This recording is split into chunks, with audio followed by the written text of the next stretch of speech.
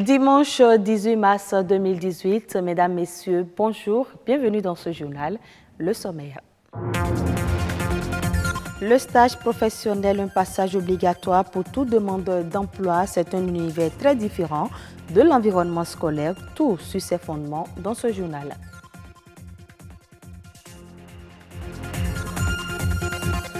Vendre du sable au bord des routes est devenu chose courante dans la ville de Cotonou, une activité rentable selon le constat fait par la rédaction de BB24.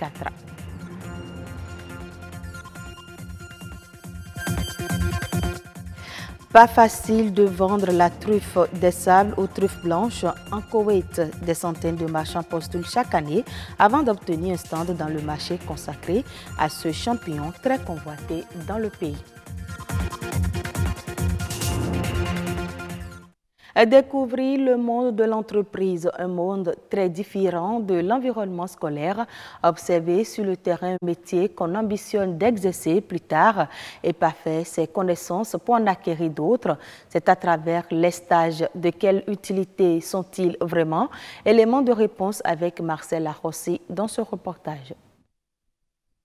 Moyen de pré-embauche, le stage est un facilitateur pour l'insertion professionnelle. Mais dans les structures d'accueil, les stagiaires sont souvent confrontés à des difficultés. Surtout, la difficulté est financière. Souvent, le stage est bénévole et comme ça, le stagiaire est contraint à sortir chaque fois l'argent de la poche pour aller sur les lieux. Du fait qu'il n'y a pas une contrepartie pécuniaire, ça fait qu'il y a d'autres qui font parfois une semaine ou deux et repartent. À part ça, bon, on va dans des structures où les chefs d'agence ou bien les gens qui sont déjà dans la structure créent un peu de difficultés. Ils ne sont pas accueillants, ils ne reçoivent pas le stagiaire comme cela se doit. Donc ça lui pose un peu de difficulté à se donner. Pour moi, il n'y a pas de contrainte.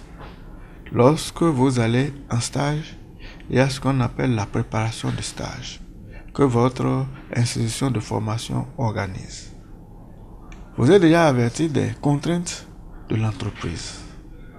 Donc, vous vous mettez dans cette ligne. Il y a ce que le personnel n'aime pas quand même donner la main à ces stagiaires-là, parce qu'il y a d'autres qui craignent qu'une fois que les stagiaires auraient la main, ils pourraient peut-être devenir des challengers potentiels à leur poste. Donc ils ont peur quand même de cela et ils n'aiment pas donner la main, ils n'aiment pas montrer comment se font les choses. Toutefois, on note chez eux quelques faiblesses.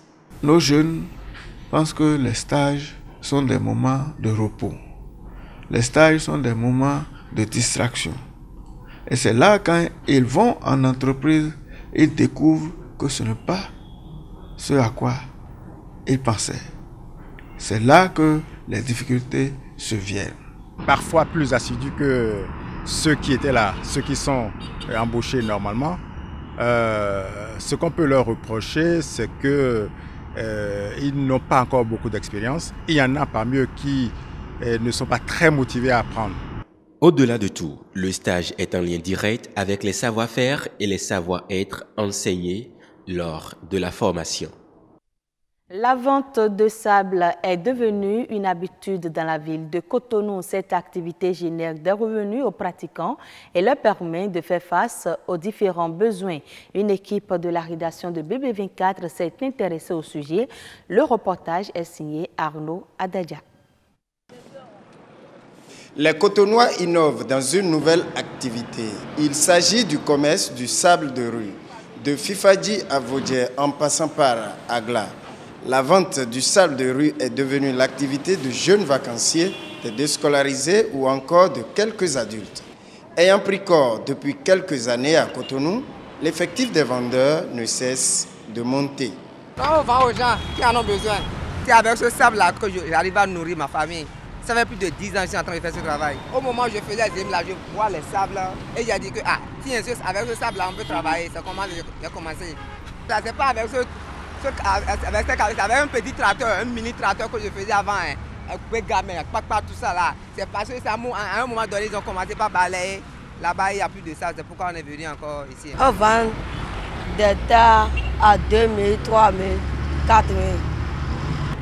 Des fois, nous vendons ça dans les tricycles, des fois, nous vendons ça dans les sacs de jus, des fois, nous vendons ça dans les boîtes, des fois, nous vendons ça dans des bâchés.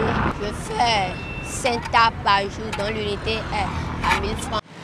Sur la question de la provenance, plusieurs personnes disent du sable de rue que c'est du sable laissé par les véhicules après leur passage.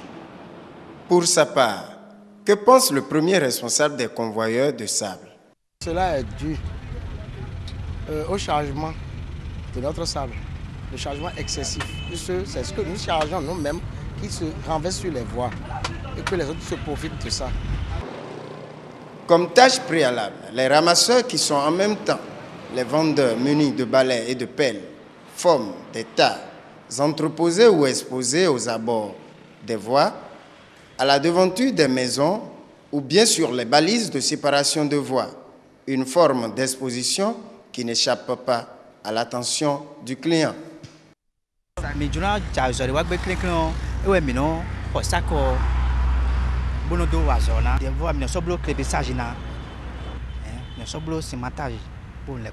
Les sables qui sont au bord de la route peuvent servir à construire des maisons pour les gens qui n'ont pas d'argent pour prendre des camions. Désormais, à Cotonou, le sable des camionneurs n'est plus la seule option pour la finition des travaux de construction. Mais des questions se posent sur la qualité du sable de rue. Ce n'est pas gênant de voir des jeunes qui s'occupent par des activités saines, qui leur procurent des ressources. Mais ce qui est gênant, c'est de savoir l'utilisation qui est faite de ce sable. Parce que ce sable comporte beaucoup de déchets, ce sable comporte la boue. Ce sable ne saurait être utilisé à des fins de construction. Par ailleurs, perçu comme une solution au chômage, la vente du sable est aussi une solution au désensablement. Sauf que des esprits malins à la quête de gains faciles, en lieu et place du sable de rue, érodent la terre ferme. Toute chose qui n'est pas sans conséquence. Les vendeurs du sable de rue sont également exposés à des dangers. De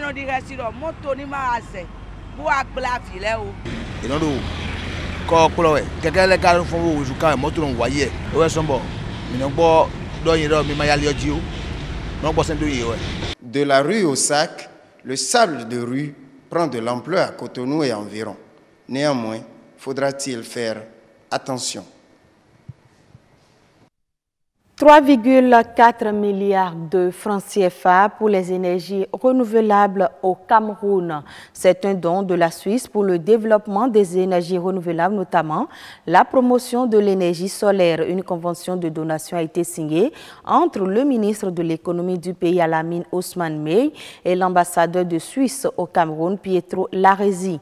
Pour le diplomate suisse, cet appui financier apporté au Cameroun traduit la volonté de son pays à mettre en pratique les résolutions de la COP21 dont la finalité est de protéger l'environnement.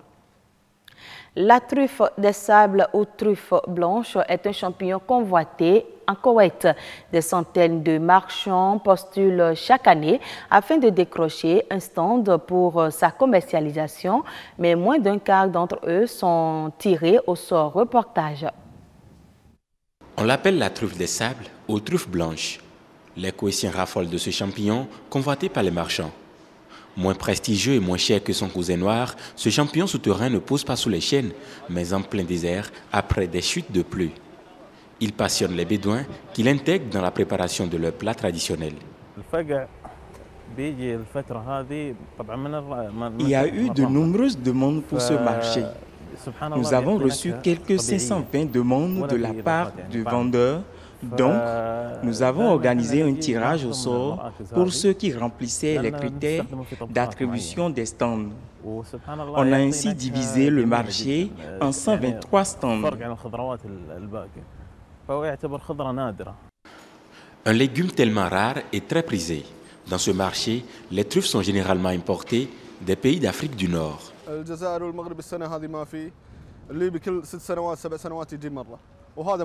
Cette année, il n'y a pas eu de truffes du Maroc et d'Algérie.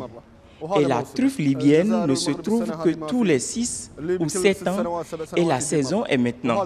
Le marché est saisonnier car la truffe blanche ne pousse que de novembre en avril et le volume et la qualité de la cueillette varient selon les précipitations et les conditions météorologiques. Cette année, 520 marchands avaient postulé pour obtenir le droit de tenir un stand de 9 mètres carrés et seulement 123 ont été tirés au sort. Et c'est la fin de ce journal. Merci à vous de l'avoir suivi.